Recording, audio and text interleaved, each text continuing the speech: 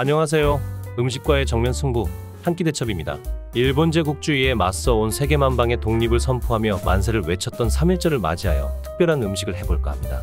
오늘의 요리는 임시정부 안살림을 맡았던 오건의 선생님께서 한국인의 독립과 자유를 위해 투쟁한 임시정부 요인들에게 자주 대접했던 중국의 대표적인 돼지고기 요리인 홍소육입니다. 독립운동가 사위였던 박영준 선생은 장모를 얘기할 때 독립운동가 치고 오건의 선생의 음식을 먹어보지 못한 사람은 독립운동가가 아니다 라고 말씀하실 정도로 음식 솜씨가 좋으셨고 한평생 독립운동가의 뒷바라지에 평생을 보낸 분으로 회고하였습니다. 오늘의 대한민국이 있기까지 목숨을 걸고 독립을 위해 투쟁하셨던 모든 분들에게 대접하는 마음으로 오늘도 달려보겠습니다. 오늘 요리에는 팔각이라는 향신료와 함께 노추 혹은 노두유라고 부르는 중국식 간장이 들어갑니다. 일반 간장에 비해서 짠맛이 약하고 단맛이 있는 간장으로 음식의 색감을 좀 더 선명하고 진하게 만들어주는 역할을 합니다. 홍소육은 장시간 삶고 졸일수록 고기가 부드러워지기 때문에 부서지지 않게 두툼하게 고기를 썰어주세요. 돼지고기를 구입하실 때는 어느 정도 기름기가 있어야 부드럽게 드실 수 있기 때문에 가급적 삼겹살을 추천드립니다. 생강은 숟가락으로 껍질을 벗기고 절반만 편으로 썰어둡니다.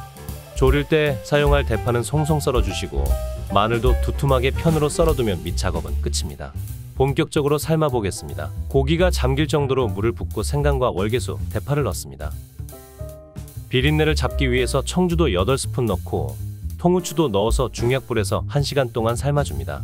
떠오르는 거품과 이물질은 중간중간 걷어내고 커피 한 잔의 여유를 즐기다 보니 어느덧 1시간이 지났습니다. 삶은 고기를 모두 건져내고 팬을 한번 정리해 주겠습니다. 식용유를 2-3번 두르고 겉면을 골고루 익히다 보면 고기에서 지방이 녹아 나오게 됩니다. 이렇게 기름을 일정 부분 빼서 조리하면 완성되었을 때 좀 더 담백하게 드실 수 있습니다. 또 한 번 팬을 정리하고 기름을 충분히 둘러준 후 설탕 대여섯 스푼을 녹여주세요. 설탕의 색이 갈색으로 변하면 고기를 넣어 표면에 코팅을 해줍니다.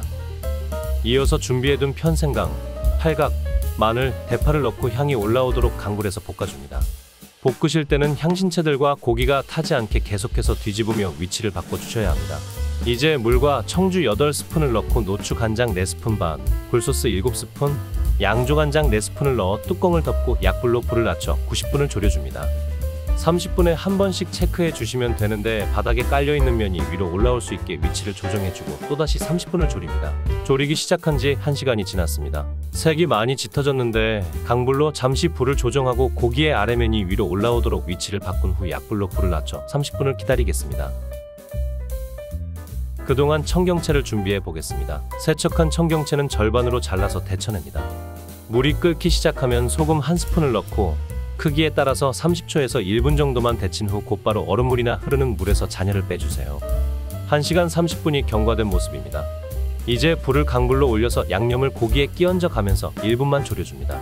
청경채를 올린 접시에 장시간 삶고 졸여서 극강의 부드러움을 자랑하는 삼겹살들을 중앙에 배치하고 참기름을 살짝만 뿌려주면 오늘의 요리 홍소육이 완성되었습니다. 매운 계절에 채찍에 갈겨 상해에 임시정부를 세우고 빼앗긴 들에도 봄은 온다고 믿었던 수많은 독립투사들에게 손수 만들어주셨던 오건의 여사님의 이 한 그릇의 요리는 어머니의 마음이었을 것입니다. 오늘날 우리에게 자유라는 큰 선물을 남겨주시고 하늘의 별이 되신 모든 분들에게 진심 어린 감사를 드리며 이 음식을 함께 나눕니다.